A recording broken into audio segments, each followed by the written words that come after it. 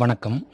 நம்ம இப்போ இந்த வீடியோவில் பார்க்க போகிறது எப்படி ஒரு டயோடை செக் பண்ணலாம் அப்படின்னு சொல்லிட்டு பார்க்க போகிறோம். ஸோ அதுக்கு முன்னாடி இந்த டயோடை பார்க்குறோம். இது வந்து 1N4007 என்ற டயோடு வகையை சார்ந்தது. ஸோ இது என்ன பர்பஸுக்கெலாம் யூஸ் ஆகும்னு தெரியும். ஸோ இதான நம்பரு 4007. இந்த டயோடு ரெக்டிஃபையராக யூஸ் பண்ணிக்கலாம், ஏசியாக டிசியாக கன்வெர்ட்ரு யூஸ் பண்ணிட்டு இருக்காங்க. இதில் பார்த்திங்கன்னா 2 பிஎன் ஜங்ஷன் டயோடு வச்சுருக்காங்க. P type material, N type material. So இது ரெண்டும் சேர்ந்தது பிஎன் ஜங்ஷன் டயோடு. இந்த பிளாக் கலராக இருக்கக்கூடியது கேத்தோடு, இந்த பக்கம் ஆனோடு. கேத்தோடு ஸ்மால்ஸ் கோடு மாதிரி ஒன்று ஃபுல்லாக வச்சுருப்பாங்க. ஸோ அது கேத்தோடு.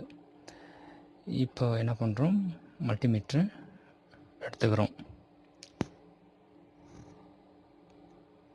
மல்டிமீட்டரில் வந்து டயோடு மோடை ஃபிக்ஸ் பண்ணணும். ஸோ இப்படி டயோடு மோடில் வச்சுட்டு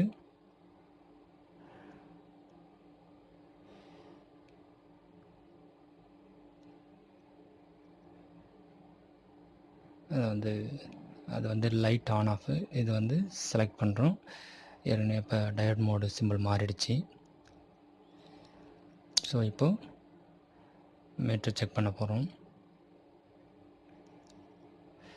இதில் பார்த்தீங்கன்னாக்கா அந்த டெர்மினலை கேத்தோடு வந்து நெகட்டிவ் டெர்மினலும் ஆனோடு வந்து பாசிட்டிவ் டெர்மினல்லையும் வைக்க போகிறோம்.